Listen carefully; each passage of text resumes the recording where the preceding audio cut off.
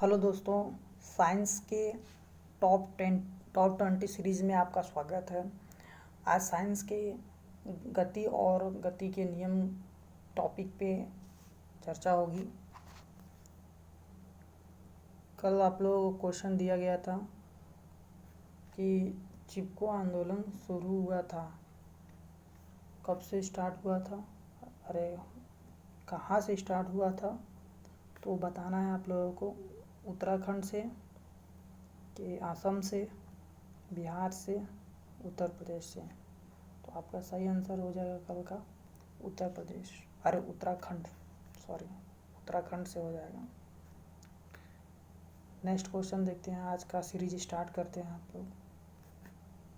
पहला क्वेश्चन है, बल समीकरण में F बराबर क्या होता है? तो बल का फार्मूला होता है F बराबर ma। ठीक है, तो F बराबर ma, ये ऑप्शन में कहाँ दिख रहा है? ऑप्शन नंबर 1 में दिख रहा है। राइट आंसर भी है ए। नेक्स्ट क्वेश्चन देखते हैं दोस्तों।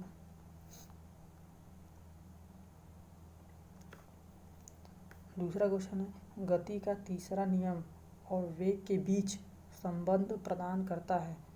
स्थिति, दाब, ऊर्जा, बल। इसमें से पहला आंसर सही है, स्थिति। नेक्स्ट क्वेश्चन देखते हैं, गति का दूसरा नियम से संबंधित है। गति का दूसरा नियम किससे संबंधित होता है? दाब से, जड़त्व से, धक्का से, संवेग से। तो इसका सही आंसर हो जाएगा ऑप्शन नंबर डी, संवेग से। 4 नंबर क्वेश्चन देखते हैं हम। 4 नंबर क्वेश्चन है, न्यूटन का गति का दूसरा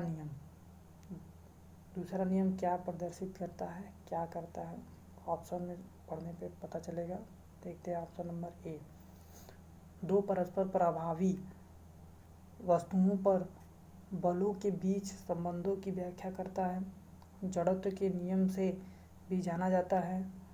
ऑप्शन नंबर सी, बल के प्रभावों को समझने में सहायक है।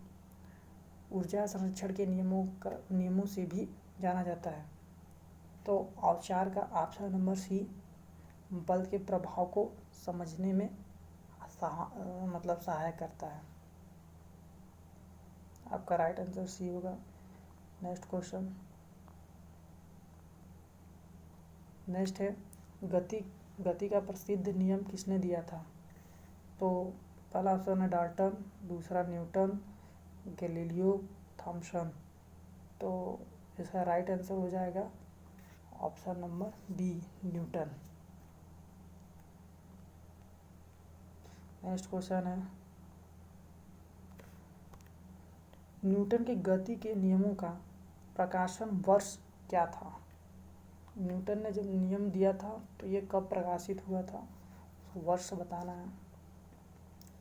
1678, 1778, 1787 या 1687।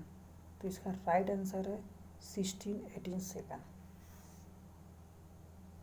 नेक्स्ट क्वेश्चन दोस्तों, ये सब ग्रुप डी में पूछा गया प्रीवियस ईयर्स 2018 का पेपर है। 7 नंबर क्वेश्चन है, द्रव्यमान और त्वरण के गुणनफल को क्या कहा जाता है? द्रव्यमान और गुणनफल के त्वरण को, देखिए पिछले वाले क्वेश्चन में बताया था F बराबर ma होता है। ठीक है, तो m जो होता है क्या होता है? द्रव्यमान होता है। ठीक है, द्रव्यमान होता है, और a क्या होता है? त्वरण होता है। ठीक है, तो इन दोनों के गुणनफल को क्या कहते हैं? तो क्या कहते हैं? बल, F। ऑप्शन नंबर डी सही हो जाएगा। नेक्स्ट क्वेश्चन देखते हैं। नेक्स्ट क्वेश्चन है, जब एक नाविक आगे की दिशा में कूदता है तब नाव पीछे की ओर हट जाती है। यह उदाहरण न्यूटन के कौन से नियम को दर्शाता है? पहला ऑप्शन है गति का दूसरा नियम, दूसरा ऑप्शन है गति का पहला और दूसरा दोनों नियम, तीसरा ऑप्शन है गति का तीसरा नियम। चौथा ऑप्शन है गति का पहला नियम। तो इसका आंसर हो जाएगा, राइट आंसर हो जाएगा जो ऑप्शन नंबर सी, गति के तीसरे समीकरण तीसरे नियम से जो होता है कि नाव पीछे हटती है और लड़का आगे कूदता है। इसे क्रिया प्रतिक्रिया का भी नियम कहते हैं, तीसरे नियम को। नेक्स्ट क्वेश्चन देखते हैं। नेक्स्ट है रॉकेट लॉन्चिंग कौन से नियम पर आधारित है? तो न्यूटन का गति का तृतीय नियम, न्यूटन की गति का पहला नियम, ऊष्मागतिकी का नियम और है न्यूटन के गति के सभी नियम। तो इसका आंसर हो जाएगा ए, न्यूटन का गति का तृतीय नियम।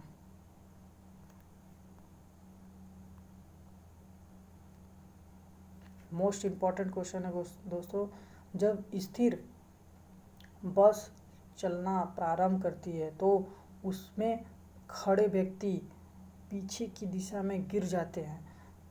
निम्नलिखित में से कौन से नियम पर स्थिति की व्याख्या की गई है? तो न्यूटन का प्रथम नियम, न्यूटन का तृतीय नियम, न्यूटन का द्वितीय नियम, संवेग संरक्षण का नियम। तो इस क्वेश्चन का आंसर है न्यूटन के प्रथम नियम। इसे जड़त्व का नियम भी कहते हैं। इसका नियम, प्रथम नियम यह है, न्यूटन का जो प्रथम नियम है कि कोई भी वस्तु अगर स्थिर है तो स्थिर रहना चाहती है, अगर कोई वस्तु गतिशील है तो गतिशील रहना चाहती है। यह पहला नियम है न्यूटन का।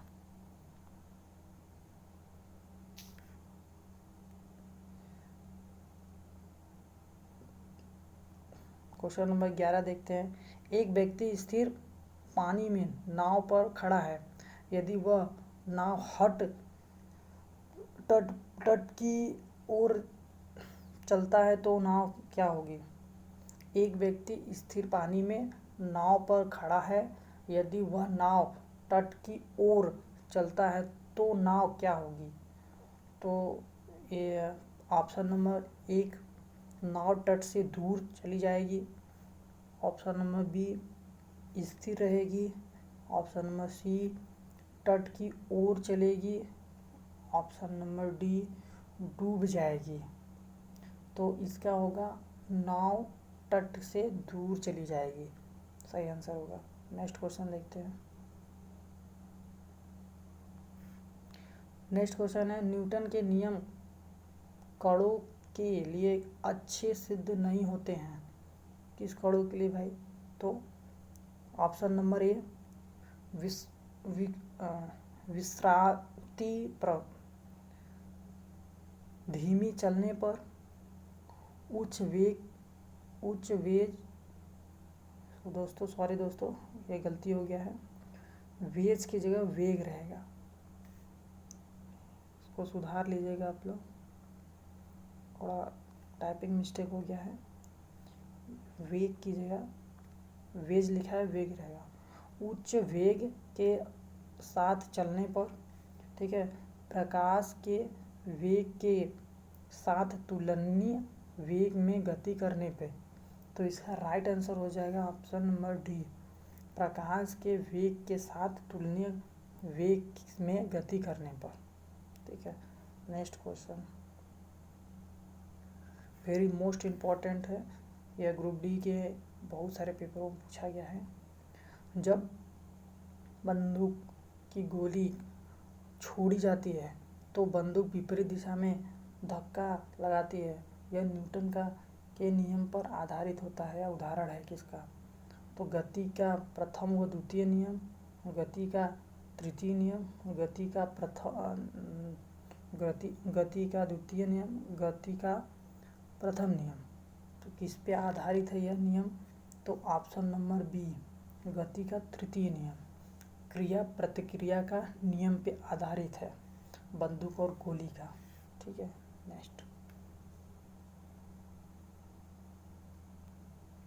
नेक्स्ट है, मेज पर रखी हुई पुस्तकों का ढेर के कारण हटता नहीं है, इनमें से कौन से कारण पुस्तकों मेज पर रखी पुस्तक को हटता नहीं है? जड़ता के कारण, गति के कारण, चुंबकत्व के कारण, गुरुत्वाकर्षण के कारण। तो इसका राइट आंसर है ऑप्शन नंबर ए, जड़ता के कारण।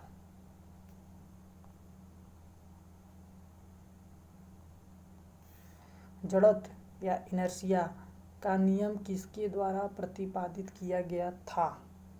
तो ऑप्शन नंबर ए क्या है? आइजैक न्यूटन, रॉबर्ट आइंस्टीन और John Dalton, Stephen Hawking. Option number A है राइट इसका आंसर,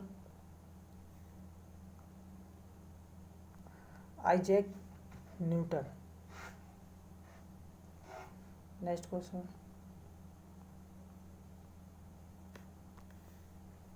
कोई वस्तु सतत चाल से गति करती है तब इस पर कोई न लग रहा हो, तो क्या न लग रहा हो भाई?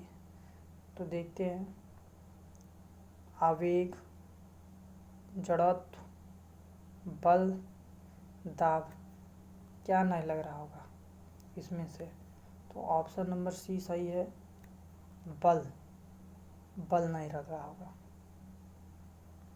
नेक्स्ट क्वेश्चन, बल बराबर क्या होगा? ये आपको करीब दूसरी बार प्रश्न पूछा हुआ है। बल F बराबर हमने आपको बता दिया दूसरी बार, सॉरी तीसरी बार पूछी हुई सीरीज में, ठीक है। F बराबर ma, लेकिन अलग अलग टाइप से पूछा गया है क्वेश्चन, आपका ग्रुप डी में ही पूछा गया है, ठीक है। तो F बराबर पूछा है तो ma, m क्या होता है? द्रव्यमान, और a क्या होता है? त्वरण। तो द्रव्यमान और त्वरण का कहाँ है? ऑप्शन नंबर ए पे, ठीक है। नेक्स्ट क्वेश्चन, सभी बलों में होता है बल मतलब फोर्स में क्या होता है? परिणाम और दिशा दोनों, ठीक है। घनत्व,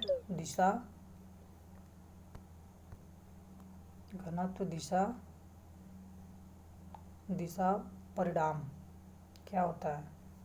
तो इसमें से हो जाएगा ऑप्शन नंबर आपका ए, परिणाम और दिशा दोनों होती है। Next question,